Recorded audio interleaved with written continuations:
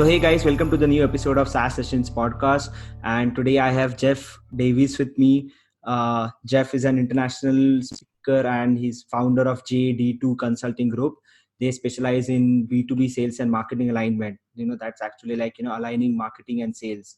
And he's got super 15 years of experience into sales and marketing and business development. So welcome Jeff to the podcast.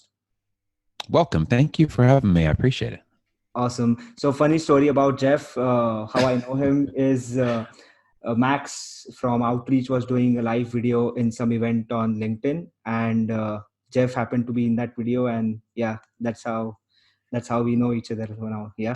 That is the day that I video bombed Max Altschuler by accident. So I was actually at Serious Decisions in Austin, and didn't realize that LinkedIn Live had launched, and it popped up on the notification popped up on my phone.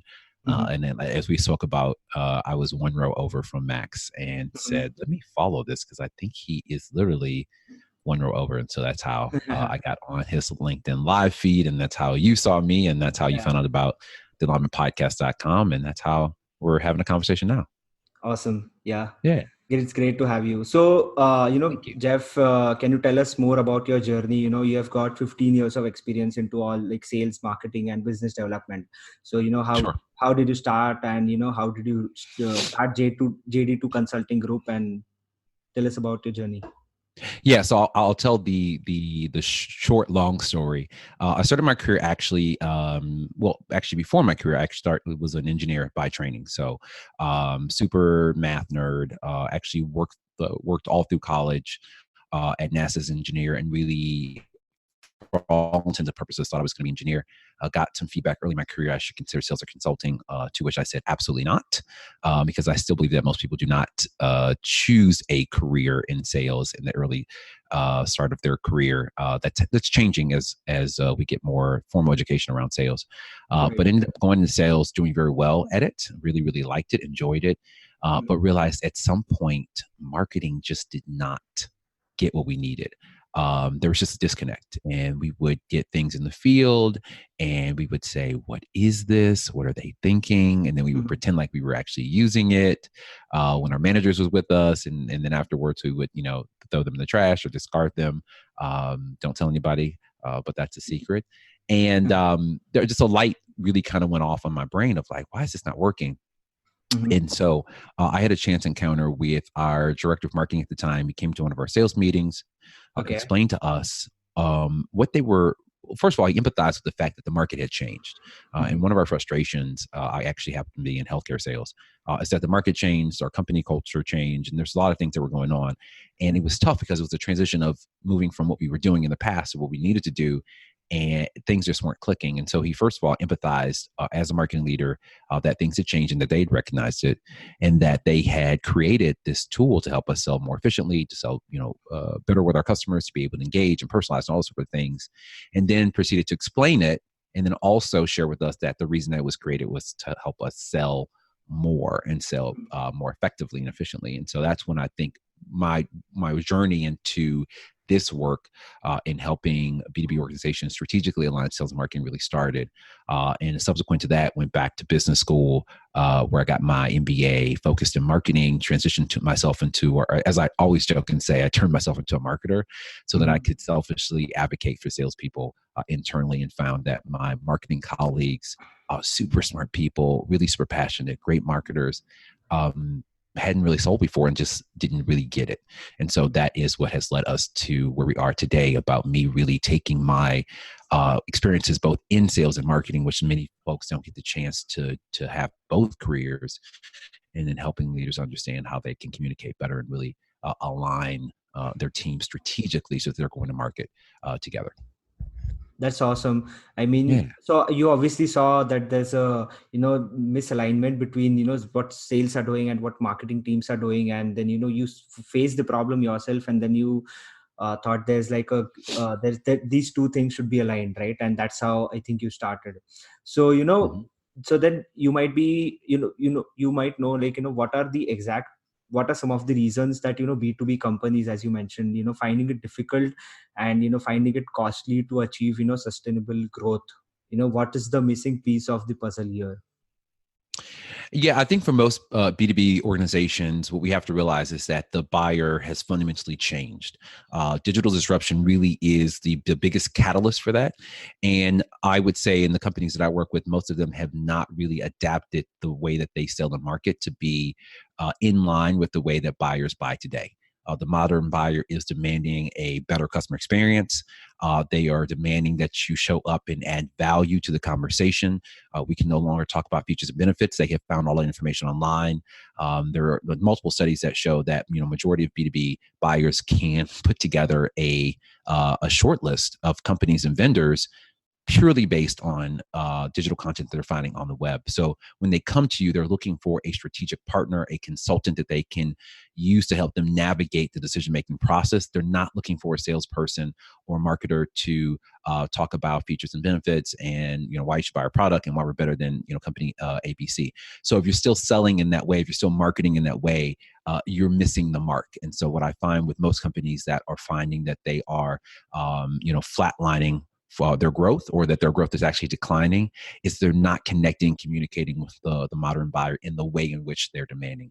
That is really what has fundamentally changed in B2B. And it's only going to continue to change. I share with leaders that we are in the middle of a seismic shift. There are little ripples as happens before the tsunami or the earthquake that we're seeing, but it is going to get to a point where if you don't take this seriously and really do the things that are necessary to align your teams, you're going to be at a stark disadvantage where you're playing defense continually versus getting in front of it now and taking a strategic post and being on the offense. So how do companies can see these small ripples coming, which are which might turn out to big tsunami waves for them? So how can companies find out what these ripples are before when they start, and try to eliminate those ripples? And how can companies find their perfect piece of this big puzzle here? Yeah, so I think the symptoms that you would see as a leader in an organization to be indicative of misalignment, or just not being in touch with your buyers, your customers, your prospects. A lot of times customers are just complaining that it's hard to work with you. Like your customer experience is either just not cohesive, it's not seamless, there's a lot of friction, it's hard to buy from you. Also too, you will see that you have a lot of churn. Like that's another one that's super indicative, especially in the SaaS space, that a lot of people are so concerned with top of funnel and getting more leads in and getting more prospects and closing more business, when we don't really step back for 2 seconds and realize that your churn is really what's affecting your revenue numbers. So we have to really look at the whole spectrum. And what I argue in my work, and what I share with leaders, is that as a sales leader, as a marketing leader, if you operate in a silo, you do not have the visibility to understand what is really going on with the customer. You don't have the whole picture. You don't have the whole story. And so it's imperative for sales and marketing leaders to understand that they've got to get together to be able to understand what's happening end to end, to be able to see and recognize issues and problems and bottlenecks before the customer either at A, exits and decides not to buy your product, or B, ends up churning and not ever coming back to the organization. But you just can't do that in your silo. So there is a lot of things that the possibilities there are to align these kind of things, your sales team and your marketing team, to achieve that kind of growth, to achieve that kind of sustainability, right? Yeah. So can you tell us in short, or can you tell us in brief, that what exactly aligning your sales and marketing team means? Like what are some of the activities which are involved in this? Sure. It might be maybe sales team talking to marketing team every day, every monthly, weekly, or whatever. Or can you give us some activities, or which aligns with this thing? Sure. So it's a great question. First of all, one of the reasons that I started the company, and one of the things that I focus on, whether I'm keynote speaking in a conference, or actually an engagement with a client, or even on the podcast, my podcast, I talk about the fact that we've got to get out of tips and tricks, and really start to think more strategic and more high level. Because really, when you think about alignment in its truest form, this is really a business transformation. This is not a one-time thing where we say we're going to sit down in a meeting and we're going to align our teams and then we're done, right? Mm-hmm. This is a journey. It is a journey that never ends. It's continuous. Alignment, you're always going to have to be, pressure testing, I should say, and making sure that you guys are doing the right thing and always keeping that relationship. Right. One of the things that has caused this problem to persist for so long, sales and marketing alignment is not new. It's been existent for decades. This has been a dysfunctional relationship for a very long time. Mm-hmm. But what I know to be true is that if you are serious about fixing it, you've Mm-hmm. got to fix the people part of misalignment. Sales and marketing don't truly know each other. And so that's why I say, if you want to really fix this and have it stick in the organization, you have to be strategic. And so what I develop is what I call the 3 pillars of alignment transformation. So first Mm-hmm. of all, first and foremost, before you even start to transform the organization, you have got to have the CEO and leadership buy-in. You have got to share with them the business case for why putting resources, time, and energy into aligning sales and marketing is worth it. And it definitely is. Right. And we can talk about that in more detail. And I also talk about it in my new book that's coming out in the fall in more detail as well, so that you can have that argument if you have a CEO or leadership that's not on board. Once we do that, we then need to address the 3 pillars of alignment strategy. And so that's data, process, and communication. And so, and I won't go into it in grave detail here based on our time, but I also talk about it in the book. But really on the data pillar, we're really needing to push ourselves to create a single source of truth so that Mm-hmm. we can really, as sales and marketing leaders, understand how our buyer is interacting with us throughout the entire revenue funnel. We Mm-hmm. then need to build processes that help facilitate our buyers to make a decision internally. It's really, really tough because we don't know what's happening internally, but through asking really great and smart questions and really understanding how our buyers buy, we then need to create a revenue generation process that mirrors that. And then Yeah. thirdly, which I think most organizations struggle with the most, is communication. And so developing a formal feedback loop that allows sales and marketing to learn from each other and strategize and grow and iterate and change. Mm-hmm. Because really, it goes back to Darwin, right? Like the survival of the fittest. It's really about those that are able to adapt. So it's not Right. the big strongest, it's those that are able to adapt the quickest. And the Mm-hmm. only way to adapt to the market is for you to have Mm-hmm. the ability to get insights from the field, from the market, from customers, and then be able to internalize those and then pivot however you need to. So those 3 areas is really what from a strategic transformation standpoint, leaders need to focus on. It's data, process, and communication, and those will set you up for success to be able to move the organization in the way that it needs to go. Awesome. And I know in the first part you mentioned earlier that there are like people should stop using tips and tricks, right? Because Yes. if you Google out let's say tips and some tricks to align my sales and marketing, and there is like you people always go through the first 10 pages, 10 results in the first page of Google, and then they never go beyond that. But there are Yes. millions of people, thousands of people doing that same search and reading the same material created by the same guys, and they're doing all the same things, but they fail to understand that these materials were created in their context, right? So for everyone it might be different, it's not the same. So yeah, go ahead. No, you're absolutely correct. And this is why it's important to understand the strategy and take the time to know what's right for your business, because Right. the way in which you execute the things that I talked about, the data, the process, and communication, Right. does not look the same in organization A and organization B. Organization B may have a larger tech stack. It may have Right. much more mature marketing, a much more Exactly. mature marketing team. So looking at their data and bringing it all together looks very different from Hmm. a high growth SaaS company that has a much lighter revenue tech stack and just really needs Right. to be on the same page. So it is an individual decision. No organization should be looking at templates and saying this is how we do alignment. It's not feasible. It doesn't make sense. Awesome. Yeah, I guess alignment for different companies work differently, obviously. So, and I believe you have worked with a lot of big companies, big names like such as Salesforce, LinkedIn, Seismic, Oracle, and more. So, can you Yes. can you give us an example of with some company, like a case study which you can tell, how did you identify the how did you identify the ripples that were turning into tsunami, and how did you align the sales to marketing? Sure, it's a great question. So I really focus, ironically, actually, on mid-size B2B companies. I feel like they are the ones that really can. I think all companies can benefit for this, benefit from aligning sales and marketing. But I think mid-size companies many times fall into the trap of not believing they can do the same things that an enterprise level company can, Mm-hmm. especially when it comes to things like ABM, account-based marketing. I think that every level of organization can do things like that, and we can talk about that in more detail if we have time. Mm-hmm. But I say all that to say, absolutely. And so I actually, really, really quick story, worked with a company that was just seeing revenue growth stall. It had basically flatlined, and they were just trying to figure out, like, how do we grow? We've got customers, but like it's just tough to get these deals to close. It's tough to get top of funnel stuff. What do we do? And so when we really digged into the details, there were a couple different things happening. One of which was just a lot of stalled deals that were sitting in pipeline that just were not closing. There also was a lack of brand awareness in the market, Mm-hmm. and there were a number of other different things. But when you really boil down to it, is it was a sales driven organization.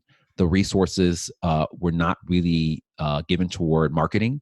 And Mm-hmm. so what you have is that you have to understand that if you're going to scale, if you're going to really grow the business, you need that yin and yang of sellers out there making it happen, but marketing being able to get out in front of the market and tell that story. And so what we did then is to say, okay, great, let's dig into the data to see what's really going on, using their CRM data and that sort of thing, and then really doing the work that a really good marketing team can do around understanding who is the customer, Mm-hmm. who are we selling to, what's important to them, developing an ICP, an ideal customer profile, and then also looking at customer personas within those accounts. These are traditionally marketing activities. And sometimes, very much like this organization, what they fall into, if you're a sales-driven organization, you just get on the phone Mm-hmm. and you start making calls. And that may work for a finite amount of time. But Mm-hmm. in order for you to be really effective and use your time in the correct way, you need to do that work that stereotypically marketing is doing, is looking at ICPs, looking at customer personas, really drilling down and getting a strong value proposition, getting messaging that resonates, all of that stuff. And so once we're able to do that work, and really have everybody on the same team about who are we targeting, what are we saying, why do we care, and then also becoming more customer focused instead of product focused. Mm-hmm. They had historically been a very product focused organization. These are the products we have. Who wants to buy them? Mm-hmm. Well, why don't we start with the person that has the ability to gain the most value from the services we provided, and then Right. we can figure out what makes the most sense for them. And so when you flip that conversation and you start really understanding who your customer is and then figuring out the best way to provide them value, that's a very different interaction. And so through all that work, we were able to get really crystal clear on who we needed to go after, what do we needed to say, where the value was, and was able to actually achieve double-digit growth, which was really, really, really, really great. So it Awesome. can be done, but that is a prime example of really showing the synergy between sales and marketing, and how marketing can really set up sales for success, and Right. not as many CEOs and leaders in the B2B space believe of creating flyers and updating the website and all of those sort of things. There's a real benefit and value in having a strategic marketing partner. That's awesome. And again, so this all these things, or all these activities worked out for the company which Yeah. was in that stage, and which in particular in this situation. So it doesn't mean that this kind of activities would work for any other company specifically, right? So Right. And yeah. it's taking that time to identify, sorry to cut you off, Yeah. but it's taking that time to identify what uniquely are your challenges. Another Right. organization, maybe they were focused on too many ideal customer profiles, Right. or maybe they were focused on the complete wrong target market. You don't Mhm. know what that is. And so Mhm. you kind of have to do the work. I love the root cause analysis kind of framework to figure out what's wrong. I use that in my own practice. And then once we identify what's wrong, let's Mhm. start there. we can talk about what's the best solutions and the most efficient way about going and fixing it. But you gotta get to the root cause of what's going on. Awesome. I mean, it's lovely to see that you're going very vertical into aligning sales and marketing. So I believe that you also host your podcast, which I told about, the alignment podcast, right? So where Yes. so Jeff hosts, so guys, Jeff hosts a podcast, the alignmentpodcast.com, and where he hosts leaders who are focused on aligning their marketing to sales. So you guys should definitely check out. And he's Yes, it's also I thealignmentpodcast.com. The URL is right. super simple. Yeah. Thealignmentpodcast.com. Awesome. And I believe that, Jeff is launching a book on the same topic again. So, can you Yes. tell us more about, what's been included in this book and, what people should expect? Sure, it's top secret, so I can't share it with you. No, I'm totally joking. So the book is releasing later this year, and it really is a culmination of my experience both in sales and marketing, all of the conversations I've had on my podcast, a lot of the leaders I've interacted with on the sales side of the house and the marketing side of the house. I just wanted and realize, well, I realized that through my time doing this work, I not only have a wealth of experience that I've gained throughout my career, but I've also had really amazing conversations with leaders that are really at the top of their game in their field. And I wanted to, in a really, really cohesive, succinct way, share these learnings across both sales Right. and marketing leadership. And so that was the motivation behind the book. So it really is for forward thinking sales leaders, marketing leaders in the B2B space that recognize that, the way that we're operating together is not working, but don't really quite know how to take a strategic approach. Strategic approach. I can't talk today. Strategic Uh-huh. approach of bringing sales and marketing together in a way that really is going to drive growth. That is the focus of the book, and so it really helps us understand. I almost feel like kind of a marriage counselor of helping sales and marketing understand how interdependent their relationship is and how much they truly need each other to be able to survive and be competitive That- in the new B2B landscape. So super excited about it. A lot of That's great, a great a lot of great folks, analogy. a lot of great thought leaders, a lot of top voices in sales and marketing are going to be, I would say, having cameos in the book. So we'll be excited to Awesome. share that with your audience. We're all live and released and published. Awesome. That's a great analogy, calling yourself a, marriage counselor and, marrying sales and marketing. I kind of feel like that. And I always start my sessions with my sales and marketing leaders. They're sitting on my couch and I say, okay, let's first start with what we have in common. Let's start there. We're trying to get to the same thing. We're trying to get customers. We're trying to drive business. We're trying to make money. We're trying to get Right. revenue. Okay, great. We're not enemies. Let's go from there. Awesome. So that's it with Jeff, guys. I mean, thanks a lot, Jeff, for doing this. I mean, Absolutely. and Thank you for having yeah, me. yeah, awesome. Do share, do share with us when there's a book launch is live. Yeah. So everybody can, to stay connected with me, a couple different things you can do. Obviously, the podcast, thealignmentpodcast.com. Also, check out my website, meetjeffdavis.com. That's where I do all of my updates, all of my blog, everything is there. And then also, obviously, I'm on LinkedIn. Twitter, I'm at Jeff_Davis2, the number 2. And we just launched Instagram earlier this year, and that is at Align with Jeff Davis. So feel free Awesome. to follow me at all of those properties. I'm always updating and keeping people informed on what's going on. So if you're interested in purchasing the book later this year, definitely connect with me on one of those, and I will be announcing when everything is live and ready to go. Awesome. So I'll include all these links, in the description. So if you guys want to check out, you can go and check out and follow and connect with Jeff. Yes. Awesome. Awesome. So great talking to you, Jeff. Yeah. Thank you so much. I appreciate it.